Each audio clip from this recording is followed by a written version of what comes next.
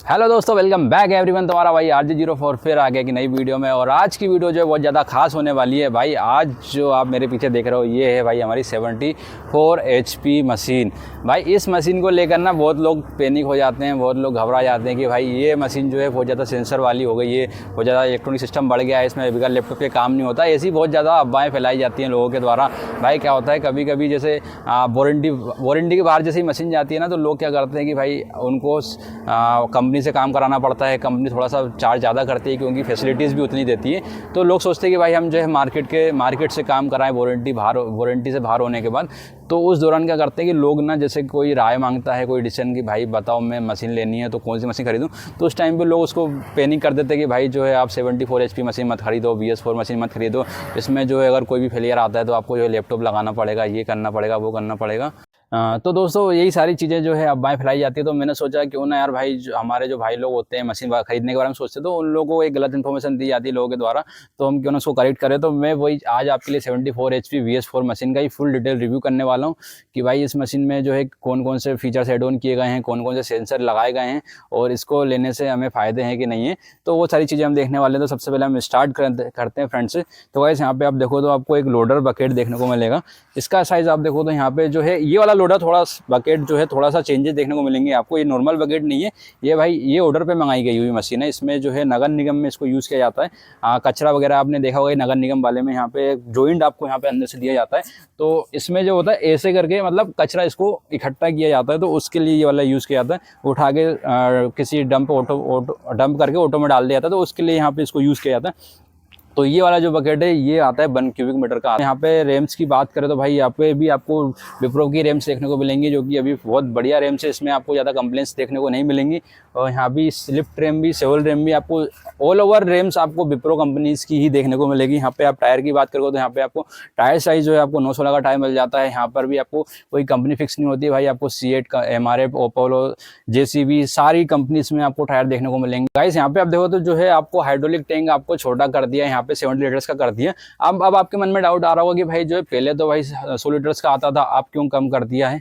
तो गाइस यहाँ पे आप देखोगे तो भाई जो है इसमें आपको मैं दिखा देता हूँ। आपको राइट साइड चलते हैं। सबसे पहले हम पहले जो पंप आते थे उसको रिप्लेस करके भाई यहाँ पे एक्सियल पिस्टन टाइप पंप दे दिया है, जो कि क्या करता है भाई हमें पावर के अकॉर्डिंग ऑयल को फ्लो करता है। तो यहाँ पे जो है हमें जितनी पावर चाहिए होती है, जिस पार्ट्स में हमें पावर चाहिए होती है, तो उसी हिसाब से ऑयल को फ्लो करता है। तो इस वजह से भाई जो है आपको 100 लीटर की जगह सिर्फ 70 लीटर डालना है। और दूसरी चीज़ यहाँ पे एक और चीज़ चेंज की गई है कि जो पहले आप 2000 घंटे पे सर्विस करवाते थे वो ही आपको 4000 घंटे पे सर्विस करवानी है। तो ये आपको दो मेजर चेंज देखने को मिलते हैं, जो कि बहुत कमाल की चीज़ है भाई। JCB जो है अपने आप को continue day by day improve कर रही है, तो भाई बहुत ज़्यादा यहाँ पे हमें ये चीज़ें पसंद आती है। अगर हम बात करें भाई JCB में इंजन की कि अभी इसमें इंजन कौन सा आ रहा है, तो भाई इसमें अभी जो इंजन आ रहा है वो आ रहा है हमारा JCB खुद का इंजन दे रही है, जो कि VS4 इंजन में आ रहा है। भाई ये जो JCB का इंजन है बहुत ज़्यादा पावरफुल इंजन है। यहाँ पे आप इसका जब परफॉर्मेंस देखोगे ना एक्चुअल में ग्राउंड जीरो पे जाके, तो आपको पता चलेगा कि भाई जो है अब इसका इंजन जो है बहुत ज़्यादा पावरफुल है, बहुत ज़्यादा। इसमें जो है एक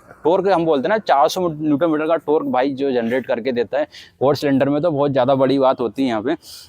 और इसमें आपको डीजल टैंक मिल जाता है, जो कि 128 लीटर्स का डीजल टैंक आता है। इसमें कोई भी छोटा बड़ा इसमें कोई भी चेंजेस नहीं किए गए। और यहाँ पे आपको केबिन में आप देख सकते हो पूरा स्ट्रक्चर, आपको एक कॉम्पैक्ट स्ट्रक्चर देखने को मिलेगा। यहाँ पे भाई जो यहाँ पे ग्लास जो यूज़ करती है JCB अपने केबिन के अंदर, ये टिंटेड ग्लास होते हैं। और अगर हम बात करें रियर टायर की, तो यहाँ पे आपको जो है 916 का रियर टायर देखने को मिलता है। इसमें भाई जो है कि आप लोगों को एक सवाल होता होगा कि भाई जो है फ्रंट टायर छोटा क्यों है, बड़ा रियर टायर बड़ा क्यों है। तो ये इसलिए होता है भाई कि हमें अगर टॉर्क ज़्यादा चाहिए होती तो हमें टायर को बड़ा साइज़ में करना पड़ेगा, तो इसलिए यहाँ पे रियर टायर जो होता है बड़ा होता है। स्पीड के लिए जो है हमें छोटा टायर भी चाहिए होता था, इसलिए यहाँ पे फ्रंट टायर आप देखो तो आपको छोटा टायर देखने को मिलता है। तो ये दो रीज़न होते हैं कि जिसकी वजह से टायर को छोटा बड़ा किया जाता है। आप चलते भाई हम पीछे एक्सकवेशन देखते रहते हैं। एक्सकवेशन की अगर हम बात करें गाइस, तो गाइस यहाँ पे आप देखो तो आपको जो है रियर बकेट देखने को मिलेगा 0.26 क्यूबिक मीटर का आता है। तो यहाँ पे जो है आपको एक बढ़िया आप नाली वगैरह या फिर आप कोई भी आपको खुदाई करनी है, आपको जैसे कि कोई फिलअप करना है, तो उसके लिए आपको बहुत ज़्यादा बढ़िया साइज़ में आपको मिल जाता है। अगर हम इसकी डेप्थ डिगिंग की बात करें तो यहाँ पे आपको 4.77 मीटर की आपको डिगिंग डेप्थ मिल जाती है। तो बहुत बढ़िया चीज़ है। यहाँ भी आपको जो है रैम्स आपको विप्रो कंपनीज़ की रैम्स देखने को मिलती है।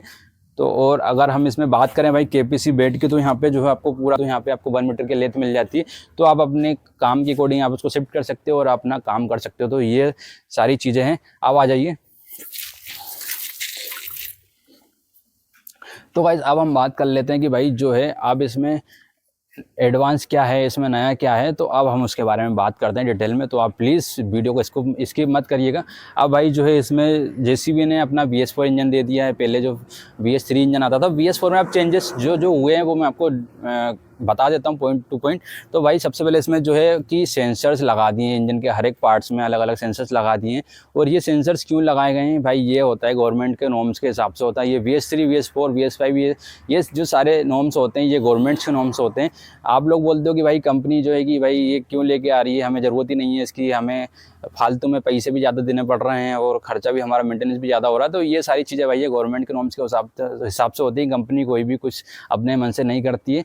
और ये क्यों होता है भाई, जैसे कि गवर्नमेंट्स बोलती है अगर आप मशीन बना रहे हो, अगर आप 74 HP बना रहे हो या 50 HP से ऊपर बना रहे हो, तो आपको जो है मशीन के अंदर आपको नॉक्स कम करना पड़ेगा, पोल्यूशन जो हो रहा है वो कम करना पड़ेगा, फ्यूल सेविंग बढ़ानी पड़ेगी कि आपके कम फ्यूल में ज़्यादा काम हो जाए। तो उसको देखते हुए जो है कंपनीज उस पर रिसर्च करती है कि भाई हम जो नॉक्स को कैसे कम करें और हम फ्यूल को कैसे कहाँ कहाँ से बचा पाएँ। तो उसके लिए भाई जो है यहाँ पे इतने सारे सेंसर्स भर भर के दिए जाते हैं। और इसीलिए भाई यहाँ पे आप देखोगे तो आपको हर एक पार्ट में, बॉडी पार्ट में, इंजन के हर एक पार्ट में, एग्जॉस्ट में आपको देखने को सेंसर मिलेगा, इनलेट में सेंसर देखने को मिलेगा, क्रैंकशाफ्ट में, हर एक पार्ट में आपको एक सेंसर देखने को मिलेगा कि भाई ये सेंसर क्या करते हैं, पूरे टाइम टैकल करते हैं, पूरे टाइम लीड करते हैं कि हमारा जो पार्ट है एक्चुअल में सही काम कर भी रहा है कि नहीं कर रहा है। जैसे भाई इंजन का हो गया, अलाइनमेंट बिगड़ गया, आवाज़ आ रही है या फिर उसमें से कोई अनइवन मूवमेंट हो रहा है, तो वो सारी चीज़ें भाई आपको कोड के थ्रू आपके डिस्प्ले में दे देता है, आपको मोबाइल में अलर्ट मैसेज भेज देता था कि भाई जो है आपके मशीन में कुछ चीज़ें अनइवन हो रही हैं। तो वो सारी चीज़ें भाई बहुत ज़्यादा इसको एडवांस कर दिए हैं और मेरे हिसाब से तो भाई बहुत ज़्यादा सही है। आप लोगों को इसको अप्रिशिएट करना चाहिए। ये नहीं कि भाई इसको हम डिफेंस करें कि भाई ये चीज़ें गलत हो रही है, ऐसा नहीं होना चाहिए। तो ये हम लोगों के लिए ज़्यादा अच्छा है भाई कि पहला तो पोल्यूशन कम हो रहा है, दूसरा फ्यूल सेव हो रहा है। भाई इसमें 12% तक जेसीबी क्लेम करती है कि हमने फ्यूल सेविंग को बढ़ाया है। यहाँ पर आप देखोगे तो जब भी आप मशीन स्टार्ट करोगे, अगर आप 10 सेकेंड कोई भी फंक्शन ऑपरेट नहीं करते हो तो मशीन तुरंत आपकी जो है RPM को, भले ही आप 2000 पे हो या 1500 पे, RPM आइडल कर देती है। तो वहाँ पे भी आपका फ्यूल सेव कर दिया। अगर आप मशीन रनिंग पोजीशन में, जैसे ऑपरेटर कहीं उतर के चला गया, आपने 6 मिनट तक मशीन में कोई भी फंक्शन ऑपरेट नहीं करा, तो भाई मशीन ऑटोमेटिक शट ऑफ हो जाती है। तो यहाँ पे भी आप देखोगे कि आप जेसीबी ने यहाँ भी फ्यूल सेव किया है। तो हर एक पार्ट में भाई अलग अलग जगह पे। और इसमें हाइड्रोलिक फंक्शन में आप देखोगे तो भाई जैसे क्या होता है, आपको अगर इस हाथ में काम है तो पंप क्या करता है कि भाई सेंसर्स के थ्रू उसी हैंड में आपको ऑयल की सप्लाई करेगा। तो यहाँ पे कितनी कमाल की चीज़ है। पहले क्या होता था कि भाई अगर आपको पीछे या आगे कहीं भी काम करना हो, एक ही प्रेशर से ऑयल जा रहा है सारी जगह। अब यहाँ पे भाई जेसीबी ने पंप लगा दिया, सोलेनाइड लगा दिए, पूरा इलेक्ट्रिक सिस्टम कर दिया, ECU लगा दिए, MECU लगा दिए। तो ये सारी चीज़ें भाई पर कंटिन्यू टैकल कर रहे होते हैं, कंटिन्यू उसको लीड कर रहे होते हैं कि भाई कब हमारा टाइम आएगा, कब हमें यहाँ पे स्प्रे करना है, कब हमें यहाँ पे ऑयल फ्लो करना है। तो ये सारी चीज़ें भाई कंटिन्यू प्रोसेस में चलती रहती है। तो बहुत ज़्यादा कमाल की इंजीनियरिंग लगाई जाती है इसमें। तो वही चीज़ें, अगर आप बूम में काम कर रहे हो तो आपको लोडर में ऑयल फ्लो नहीं होगा, अगर लोडर में काम कर रहे हो तो बूम में ऑयल फ्लो नहीं होगा। तो ये सारी चीज़ें भाई, अगर आप लोगों के बारे में देखो, ऐसा है कि अगर भाई आप BS4 में जाओगे तो इलेक्ट्रिक सिस्टम आपको ज़्यादा मिलेगा।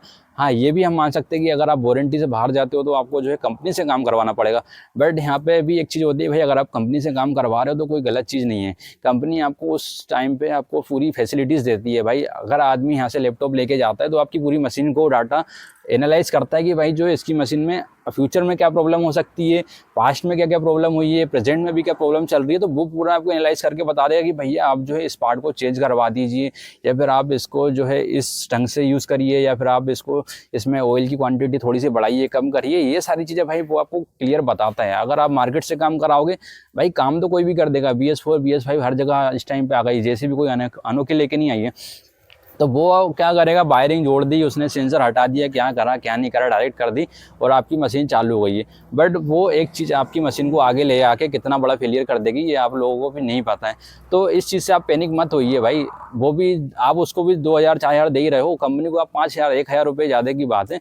आपको जो है की बहुत बेटर सर्विस मिल जाएगी। अगर आपको हो सकता है तो भाई वारंटी को आप इंक्रीज़ करा लें। आपने 2 साल की वारंटी ली है तो आप जेसीबी आपको देती है कि भाई आप वारंटी को बढ़वा भी सकते हो। तो वहाँ पे आपको कोई भी पार्ट फेलियर होता है तो जेसीबी रिस्पॉन्सिबल होती है उसके लिए। और जो है आपको प्रॉपर आपको अनलिमिटेड क्लेम्स देती है कि भाई जो है, अगर ऐसा नहीं है कि आपको सिर्फ साल भर में आपको 2 क्लेम देगी या 3 क्लेम देगी। अगर आपकी मशीन में परमानेंट कोई फेलियर आ रहा है तो कंपनी उसको जब तक जड़ से उसको पकड़ नहीं लेती है, आपको कंटिन्यू उसको क्लेम करती रहेगी, आपको उस पर रिसर्च करती रहेगी कि भाई ये फेलियर क्यों आया है, ऐसा क्यों हुआ है। तो वो सारी चीज़ें भाई, अगर आप 74 HP ले रहे हो तो भाई मेरे हिसाब से ले लीजिए। बहुत ज़्यादा पावरफुल मशीन है और बहुत ज़्यादा एफिशिएंट है।